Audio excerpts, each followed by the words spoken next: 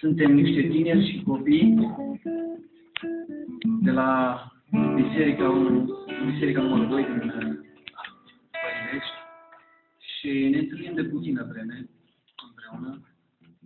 Dar ce este cel mai important este faptul că atunci când ne întâlnim, ne rugăm Domnului, cântăm și învățăm ceea ce spune Scriptura.